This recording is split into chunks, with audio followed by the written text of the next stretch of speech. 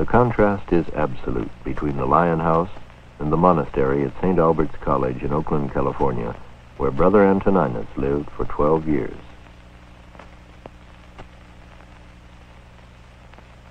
The camera is nothing. The film is nothing. It is the immortal gaze of the man who sees that is everything. I rise to meet that vision, then I will meet it. I gaze at you across these canyons of alienation, but they are nothing. They are only to be overcome. Needs only find the key, the mode. The poem takes us in, shall we say, overcomes the abstractness, but does it?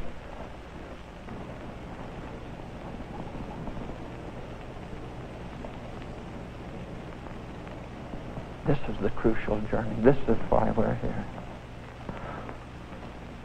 It's the poem that takes us into that. To get our hands on the living flesh of the poem. But the poem is nothing unless we're prepared to follow it back into its own dimension, and that's why it takes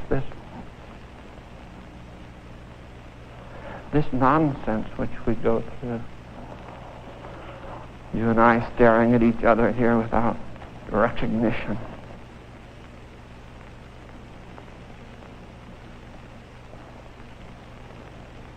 Sometimes when you look at me that way, I hate you with a terrible hatred.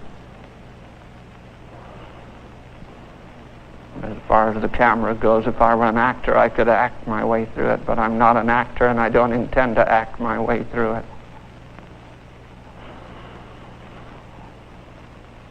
It's you that I'm interested in, and that look on your faces, which is devastating in its impassiveness and in the blankness of your faces. The blankness of your faces.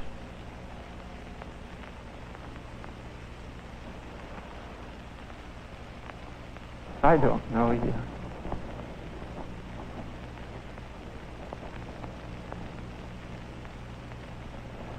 I never know you. I come to you in these encounters and I never know you. The faces of strangers always confront me out of this vastness. I throw my poems into those canyons. Sometimes I hear the echo of their disappearance. Mostly they are lifesavers, something I throw in to save myself. Because the tornado is burgeoning there.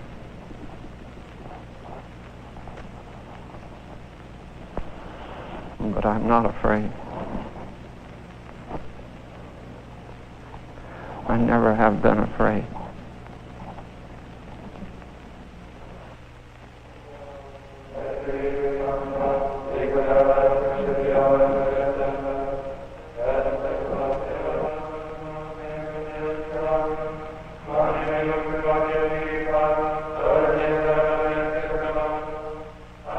He was born William Everson in 1912 in Selma, a town in California's San Joaquin Valley.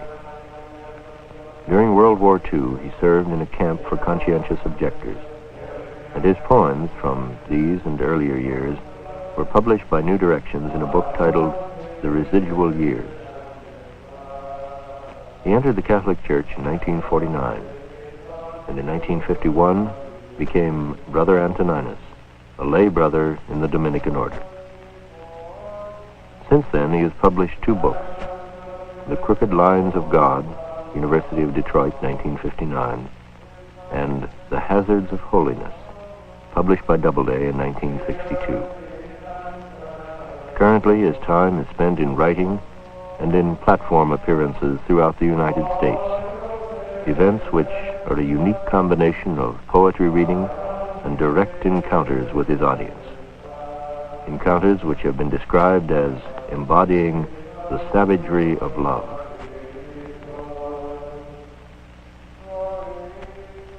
And you freshwater egrets, east in the flooded marshland, skirting the sea-level rivers, white one-legged watchers of shallow. broad-headed kingfishers, minnow hunting from willow stems on meandering valley sloughs. You too, you herons, blue and supple-throated, stately, taking the air majestical in the sun-flooded San Joaquin, grading down on your belted wings from the upper lights of sunset, mating over the willow clumps or where the flat water rice fields shimmer. You killdeer, high night criers, far in the moon's diffusion sky, bitterns, sand waders, all shore walkers, all roost keepers, populates of the adobe cliffs of the Sacramento. Open your water-dartling beaks and make a praise up to the Lord.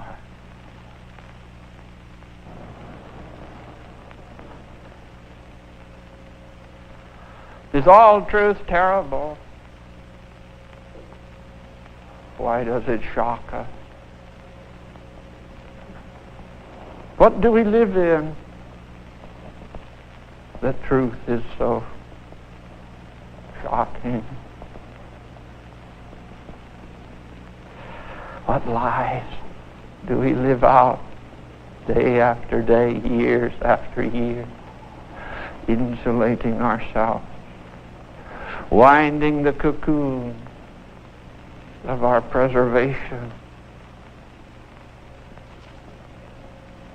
only to have the truth break through and expose us to the world as we are. Oh, I have loved in my life. And to have loved woman in one's life is to have suffered the last of her insight into what I am. I gave my life to God through the hands of a woman. And the great victories over myself were always ordained through the hands and, yes, the arms of woman. That is my peculiar fatality. And I am the witness of it, and I cannot deny it. And I have no regrets, because I am where I'm supposed to be. And if you can say that, count the past nothing. Count the past everything. Because it was the past that makes us. If I am violent with you, it is to liberate something. Not you, not me, but it. The X factor. Something you don't know, something I don't know. And never will. But it's there. And the poem knows it. The poem goes to it with an unerring instinct.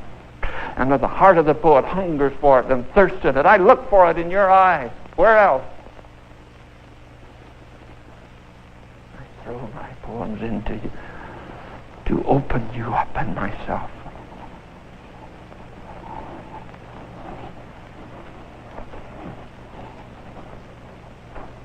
But I can't stand it. Because I can't contain it. And I have to keep coming back and back, seeking you out in your stupidity, your sloth, your inertia,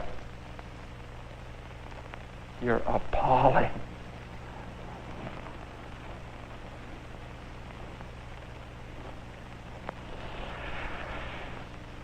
Humanity.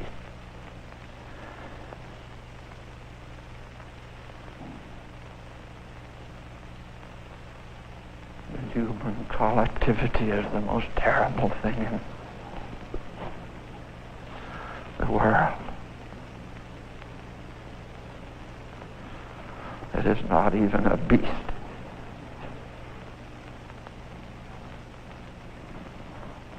love? Are you capable of it? Do you know what it is? Did you ever love? You're made to love. You're born to love. Did you ever love?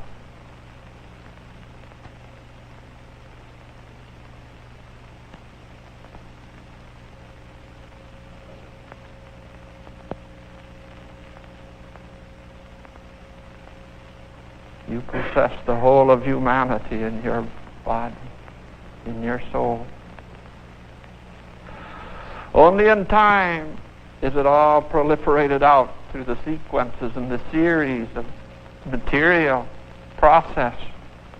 This we call the race and the history of the race, but it's in you. The whole, the potential is in you, all of it, the whole of mankind, beginning to end. From Adam and Eve to the Antichrist, it's all you.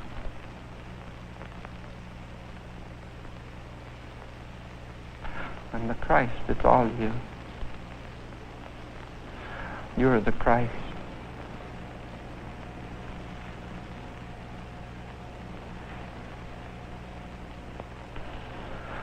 Deep in the heart, the man and the woman confront each other. They hold out their arms to each other. They grope together, seeking to define themselves upon one another.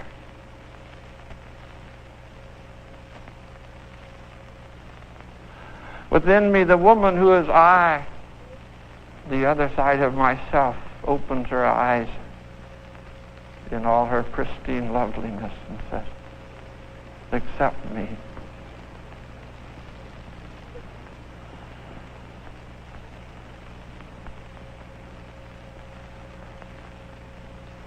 She comes to me in sleep and blesses me. She shows me the way through many difficulties. Sometimes I love her so much I want to be delivered of myself in order to be more thoroughly herself. Because she knows love and is capable of love. She's my whole potentiality of love. And I once wrote a poem that sought to liberate her into her own being. Even asked to annul this man,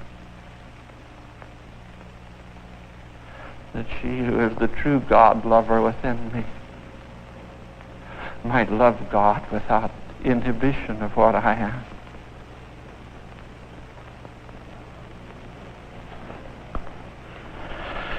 Annul in me my manhood, Lord, and make me woman sexed and weak.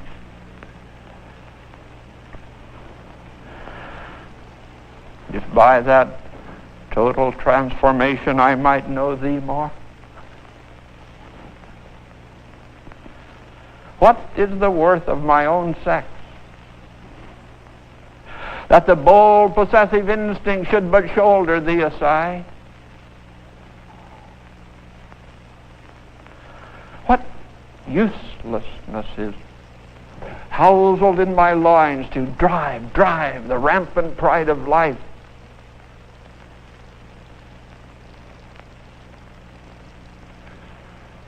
What is needful is a hushed quiescence.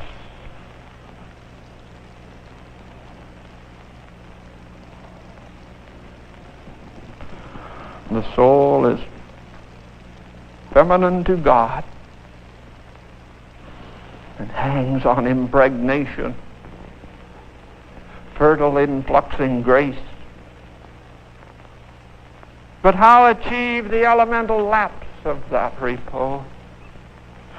That watchful, all-abiding silence of the soul in which the lover enters to his own, yielding himself to her, and her alone, How may a man assume that hiddenness of heart, being male, all masculine and male, blunt with male hunger?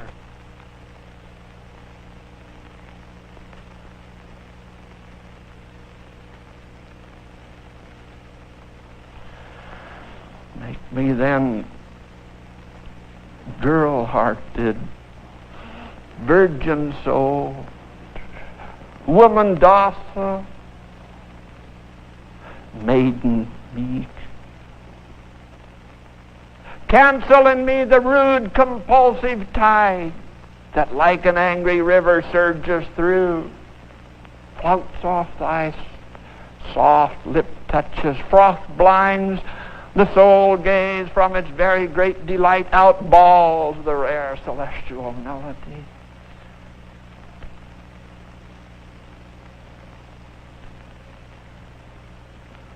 Restless I churn. The use of sex is union. Union alone. Hear it but cleave. Makes man the futile ape of God. All ape and no bride. Usurps the energizing role, inverts. And in that wrenched inversion caught,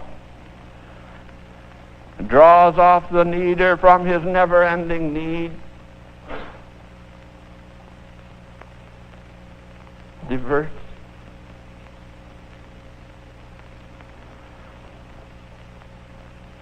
The seeker from the sought.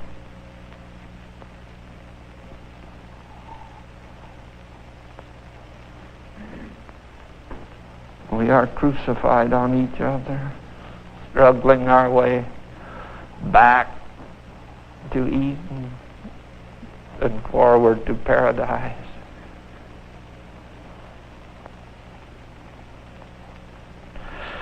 All I have is my poem to bring to you.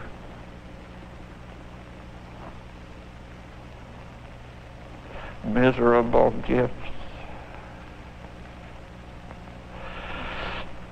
Miserable gifts.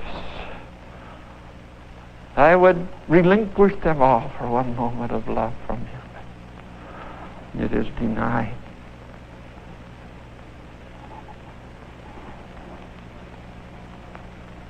The human collectivity is the most terrible thing in reality. And you're it.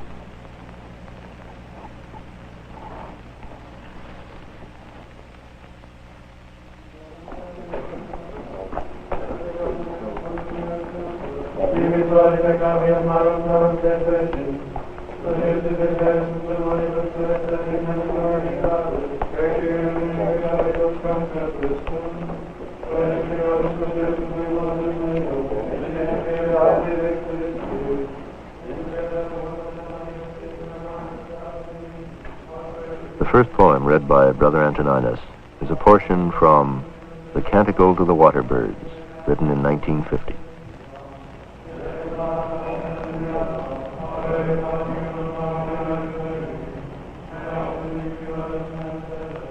This is NET, the National Educational Television Network.